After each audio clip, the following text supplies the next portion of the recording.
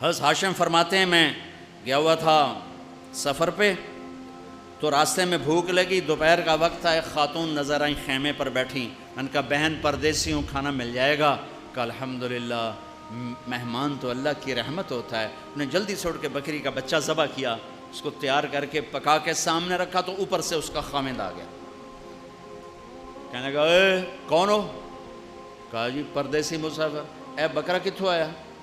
کہا جی یہ اس خاتون نے مجھے پکا کے دیا ہے۔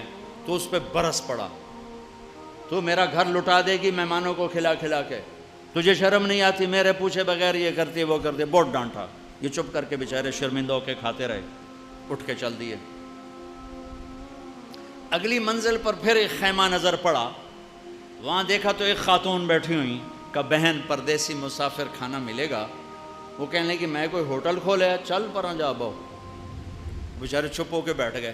تھوڑی دیر میں وہ اس کا خاوند آیا، کہنے لگا بھائی آپ کون ہیں؟ کہا جی پردیسی مسافر، آپ نے کھانا کھایا ہے؟ کہا جی نہیں کھایا۔ اس سے مانگا تھا؟ کہا جی۔ اس نے کیا کہا؟ اس نے کہا جی ہوٹل کوئی نہیں۔ تو انہوں نے کہا تو بڑی ظالم ہے، ہمیشہ مجھے مہمانوں کے آگے ذلیل کرتی ہے، تو ہمیشہ ذلیل کرتی ہے۔ کہا آپ بیٹھو بھائی میں آپ کا انتظام کرتا ہوں۔ اس نے جلدی سے بکرا کاٹا اور تیار کر کے سامنے رکھا، تو یہ زور سے ہنسا، یہ حاسم رحمۃ اللہ زور سے ہنس پڑے۔ وہ کہنے لگے آپ ہنسے کیوں ہیں؟ وہ کہنے لگے پیچھے نا تیرے جیسی عورت دیکھی تھی اور اس جیسا وہاں مرد دیکھا تھا۔ کہنے لگے تجھے پتہ ہے وہ کون ہے؟ کہا جی نہیں۔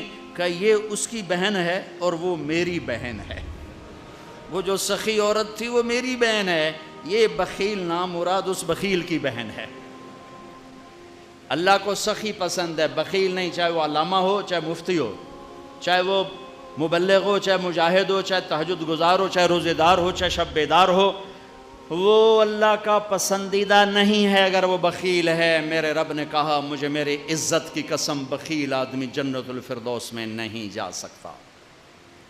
زکوٰۃ دو، صدقہ فطر دو، مفتیوں سے پوچھو کشمش کے لحاظ سے دو جو سب سے اعلیٰ درجے کا بنتا ہے، یا کھجور کے لحاظ سے دو جو سے ذرا کم ہے، اور ایک دوسرے کو معاف کرو، ایک دوسرے سے پیار کرو، ایک دوسرے سے درگزر کرو، محبتوں کو پروان چڑھاؤ۔ یہ محبتوں کا مہینہ ہے، درگزر کا مہینہ ہے، معاف کرنے کا مہینہ ہے۔ اب تک اگر روزہ چھوٹ گیا ہے کل سے رکھنا شروع کر دو، تراویح چھوٹی ہے کل سے پڑھنا شروع کر دو، اور تلاوت چھوٹی ہے کل سے تلاوت شروع کر دو۔ میرے نبی رمضان کا اہتمام کرتے ہیں، اللہم سلم لنا رمضان وسلم رمضان لنا وتسلمہ منا متقبلا۔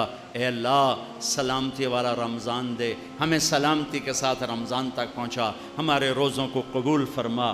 آپ افطار میں جلدی کرتے تھے، سحری میں دیر کرتے تھے، امت کا کھانے کا وقفہ، بھوک کا وقفہ گھٹانے کے لیے، اور آپ کھجور سے افطار فرماتے تھے، یا پانی سے، یا دودھ سے۔ آپ کے ہاتھ میں ایسے کھجور ہوتی تھی، آپ چوکڑی مار کے بیٹھے ہوتے تھے، کھجور ایسے ہاتھ میں پکڑی ہوتی تھی۔ ایک آدمی چھت پہ چڑھا ہوتا تھا رمضان، چھت میں مدینے میں رمضان، جو ہی سورج ڈوبتا وہ کہتا سورج ڈوب گیا، تو آپ کھجور منہ میں رکھتے، اوپر سے پانی پیتے، یا خالی پانی پیتے، بعد میں ایک داغ کھجور کھاتے۔ آپ افطاری میں پکی ہوئی چیز نہیں کھاتے تھے، کوئی منع نہیں، معدے کو مصیبت سے بچانے کے لیے۔ اگر آپ نے اپنے اوپر رحم کھانا ہے تو پکوڑوں پہ حملہ نہ کرو، سموسوں پہ حملہ نہ کرو، دہی بھلوں پہ حملہ نہ کرو، بندے دے پتر بن کے 2-4 کھجوراں کھا کے پانی پی لو، اس کے بعد نماز پڑھو، پھر تھوڑا بہت کھا لو، پھر تراویح پڑھ کے جتنا کھانا ہے کھا لو، لیکن اپنے اوپر ظلم نہ کرو۔ میرے نبی دودھ یا پانی یا ستو اور تھوڑا تھوڑا کر کے سپ کر کے پیتے تھے، چونکہ روزے کی گرمی نے معدے کو کمزور کیا ہوتا تھا۔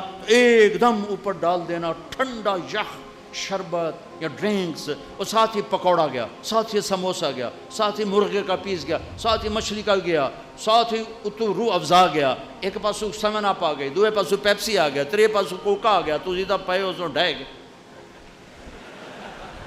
ہوں نماز کے میں پڑھیے، 2 کھجوریں کھاتے تھے، پانی پیتے تھے، نماز پڑھتے تھے۔ سحری میں بھی کھجور کھائی، پانی پیا، روٹی کھائی، پانی، روٹی کھاتے تھے سحری میں، افطاری میں کھجور، اس کے بعد کچھ کھانا ہوتا۔ آپ افطاری کی ضیافتوں میں گئے، سعد بن عبادہ کی ضیافت میں روٹی اور زیتون کے ساتھ آپ نے کھانا کھایا افطاری کرنے کے بعد، سادہ نماز کی ضیافت میں آپ نے کھانا کھایا افطاری کرنے کے بعد. کیا حکمت ہے؟ ایک تو آپ کو نماز باجماعت مل جائے گی، دوسرا آپ نماز اچھی طرح پڑھ سکو گے، تیسرا آپ تراویح آرام سے پڑھ سکو گے. اگر 5 سیر آپ نے معدے میں ڈالا ہوگا تو آپ نہ تراویح پڑھ سکتے ہو نہ نماز پڑھ سکتے ہو.